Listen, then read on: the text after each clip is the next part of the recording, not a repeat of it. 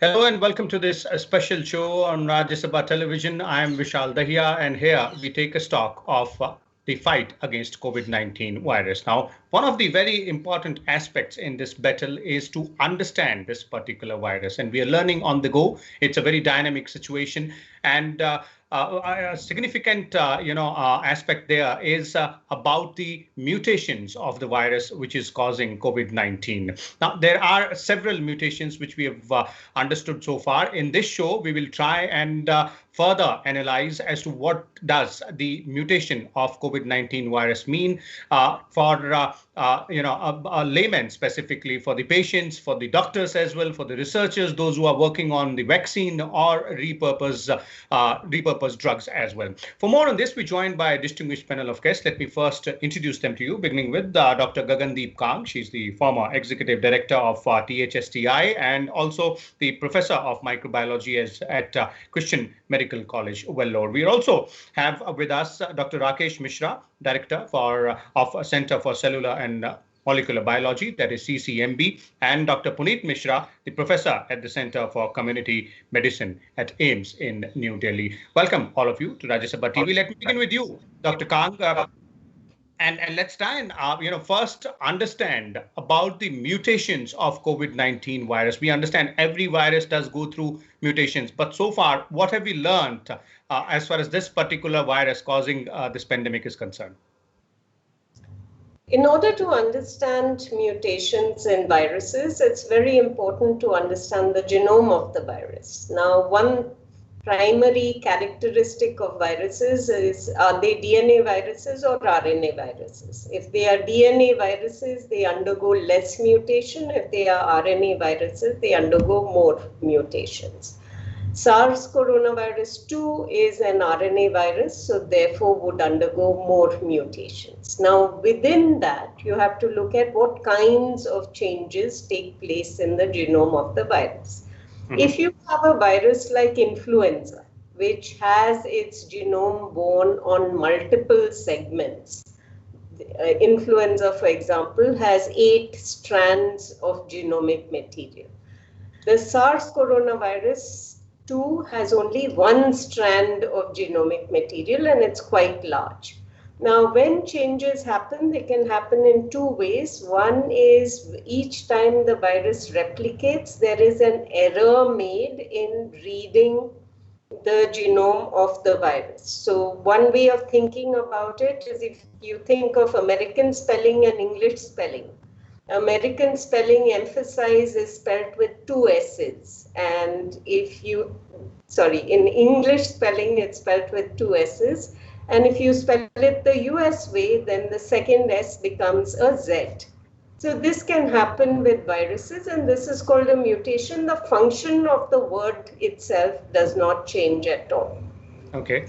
The other thing that can happen is, which does not happen in SARS-CoV-2, is that the virus can exchange segments with other viruses. This happens in influenza. We don't see it in SARS-CoV-2. So in SARS-CoV-2, what we are seeing is a lot of mutation, because every time a virus replicates, you expect to see a change. There are proofreading mechanisms that viruses have that essentially edit the genome. The other thing that's important to understand is, for the virus itself, its primary function is to infect cells and to replicate. So the functions that are required for infection and for replication are very important for the virus. These will be borne on the segments that are considered conserved, when you don't see a lot of changes in that part of the genome. The other part of the genome is considered variable, and these are the non-essential parts of the virus, the not so important bits. So what we've seen with the viruses is lots and lots of changes in the variable parts of the genome, and very, very few changes in the conserved parts of the genome. That is a summary of what happens with viruses when they replicate and how mutations happen. Okay, and coming to this specific virus which causes COVID-19, there's a lot being talked about that dominant strain D614G. How does a strain is classified as a dominant strain in Indian context? It was clade A3I genome, I believe, which was considered to be dominant. But what's the difference here, and how do we look at D614G? So in terms of D614G, it is a strain that emerged in January, started to spread more widely in February. And what has been seen in places that have tracked genomes over a while is that it has become the dominant strain, which means that if you take the proportion of genomes that are sequenced, this is the one that there is most of. In some places, it is 70+% of all the strains that are being sequenced. So that's what makes it a dominant strain. We still do not have clarity on the functional consequences of this mutation on spread or on severity of disease. Is this a dominant strain in India as well, Dr. Kang? This is becoming a dominant strain in some parts of India, but Dr. Rakesh Mishra will be able to tell you more about that. Okay, that brings me to Dr. Mishra. Dr. Mishra, your views on D614G vis-a-vis India and its, whether it is a dominant strain there, but also the fact that we need to understand more about mutations if we want to respond correctly to viruses. Is that what is the underlying theme here? So I assume it is for me this question. So yes, Dr. Rakesh. Yes, please. Yeah. So as you just heard, Gagan told that this is a major dominant strain. Dominant means that it's present most of time. That doesn't mean that it is anything good or bad about the virus. It's just that most of the people are having this particular clade.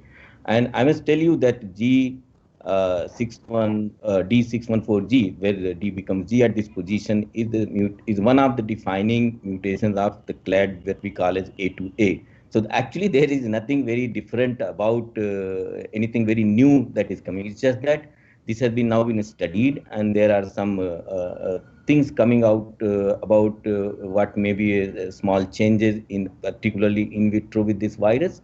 But as far as any other consequence of this mutation is concerned, is not clear. Some strain becoming mutant, there are two things in this. One is that it should be very infectious. So once it reaches another host, it should quickly get into this thing. Probably this mutation does that. But that doesn't mean that the disease is more severe. And sometimes it is also possible that it's a habit of the people. And I can tell you, a virus which is more mild and less symptomatic may be more efficient in spreading, because the people carrying the virus will not even know that they are going around and spreading. And while if it is more severe and people are suffering, they will restrict their movement, or they will be asked to isolate and so on. So it is generally expected, if anything, that we will have more milder versions and more severe versions of the viruses. Having said that, there is no evidence as far as we know that D614G has anything bad or worse with respect to its clinical symptoms. Okay. So that clearly means that a particular mutated strain of a virus might be more infectious, but it does not necessarily mean that it is more harmful. We need to understand more about that particular strain, and research and study obviously is going on. Let me bring in Dr. Puneet. Dr. Puneet, from the public health perspective, if you look at these two facts, one is that this is a virus about which we are learning more, and the mutations are revealing themselves as we go by. And second, as Dr. Rakesh pointed out, it might be more infectious, but may not be more harmful. Yeah, see, as my co-panelist has already pointed out about the mutations. I mean, it's a natural thing. Mutations, they do occur, and many viruses, they may be more deadly, or they may vanish at all with the mutations. In this virus, when you talk about the public health consequences, right? So for as far as the public health consequences, I mean the mode of transmission is the same and how to protect ourselves, it remains the same. As far as the infectivity is concerned, it has been seen that in lab in the cell lines, it has been found that there is more secretion of virus, there is more viral load. But many times what happens in vitro doesn't mean, I mean, that's going to be, in the real life situation in vivo. So that is one thing. And even if the virus is more infectious, right, as my co-panelist Dr. Rakesh has already pointed out, that it doesn't mean it's more deadly. I mean, as far as it's not more deadly, if it is more infectious, then probably it will spread infection more. And say if virus becomes more deadly, then you will not find a big spread because that will be dead end as a person dies. So, Okay. so whatsoever studies we are getting, we are not very sure that it is more infectious, though there is some data which says, but it's not going to, with the surety we cannot say about that. But as I said, that from the public health point of view, all the things they remain same. I mean, how you protect yourself, that remains same. How it is spread, that remains same. So it's not going to affect that much, and it's not more deadly. Whatsoever evidence we have till date, I mean, with this virus, the mortality case fatality rate has not increased anywhere in the world. So we don't. I mean, probably it's not that deadly, and maybe little more infectious. Okay, okay, but Dr. Puneet, one more interesting aspect here from the perspective of calibrating our responses vis-a-vis public health is the fact that as all of you are pointing out, and starting from Dr. Rakesh here, that this might also suggest that people who are the carriers may be asymptomatic. They wouldn't even know as they're carrying a virus, a dominant strain, and that affects more people. So does the asymptomatic carrier aspect needs to be looked into more detail, and perhaps should become the center point of recalibrating our response, public health response? We know that asymptomatic carriers, they are spreading the disease, and that remains same whether it was the D614 or G614. I mean, it remains same. Asymptomatic, we all know that they are huge proportion of people who are spreading the disease, and that's what I have said, that most of the studies which has been done with this virus, we see the virus spreading when the people they are infectious, when they, I mean, symptomatic. At that time, most of the studies has been done. So we know, I mean, with this mutant, it's not going to, I've not said that there is much change as relation with the previous virus in terms of a spread through asymptomatic patients. And that is one of the mode of transmission. I think that answers your query about symptomatics. Okay. So perhaps the option here is the strategy which is already being adopted: test, and conduct more tests so that we get to know how much portion of the population is infected. But that let's look at the other aspect, and that brings me back to Dr. Kang. Dr. Kang, one very important feature of this battle against COVID-19 is to find a cure, find a vaccine, find a drug which works against it, and the research is ongoing. Obviously, that research is based on what we know about that particular virus. So these mutations, the new aspects of the mutations which come to light now, or perhaps we might learn in future as well, does that shift the goal post here? When we talk about development of vaccine or development of repurposed drugs against COVID-19, will it affect that? I think this is a very important question, and one that we have to keep front and center all the time. When we look at a virus and we look at making vaccines against that virus, we have to look at the function of the virus that we want to interrupt through the presence of antibodies. In the case of SARS coronavirus type 2, most of the vaccines that are being developed are targeting the production of antibodies against the spike protein. So whenever you have a mutation in the region of the spike protein, as we see here, it is a matter of concern. However, what you have to look at is this exactly where the binding occurs? And this is not. So at the moment where we are is that this particular mutation is not a concern, but we do need to continue to track this virus and mutations in the spike region to see whether any mutation in the future has functional consequences or not. So right now we are okay, but it is something that we will need to continue to watch. Okay. Okay. Dr. Rakesh, your views on that? The vaccine development vis-a-vis new mutations, and for example, adding on to it, now that some of the vaccine candidates are in third stage of clinical trials, once the vaccines are ready, one important question which is being asked is, will it be effective vis-a-vis the new mutations? So see, this in this context, this virus has been actually cooperative. It doesn't mutate very fast. As you just heard that it doesn't swap RNA pieces with some other viruses. So that way this virus has been nice.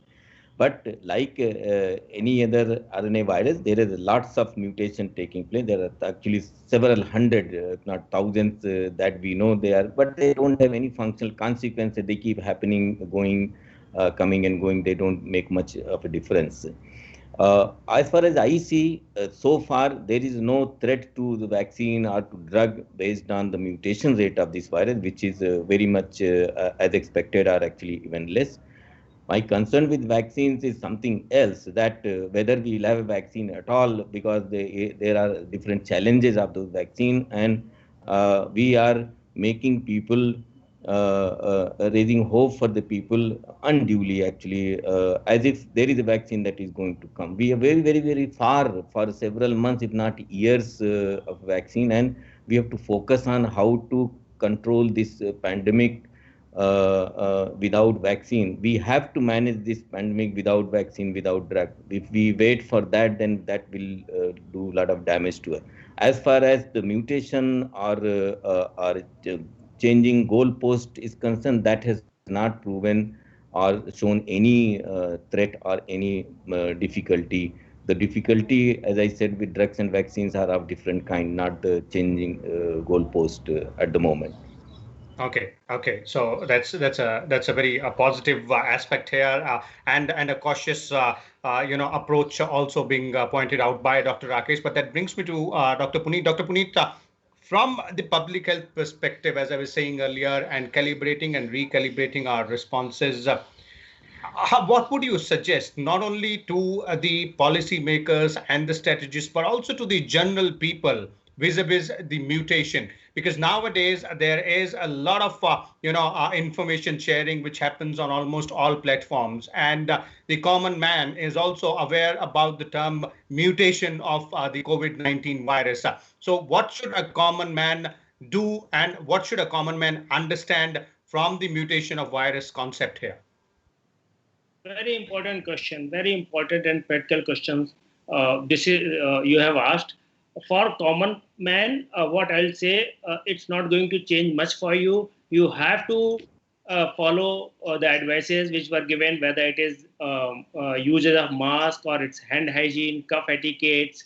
So you have to continue with that and let scientists deal with it. And whenever there's something new which is going to affect you, or you have to change the ways, we will let you know for the public. So the message here is, don't get panic, because last week I have seen in a few of the newspapers that it is more infectious, and it is something like that which was creating more panic rather than a news. So take it as a news, not as something which is going to affect you in any way. And if there's something comes, with the new mutations or anything, we will let you know.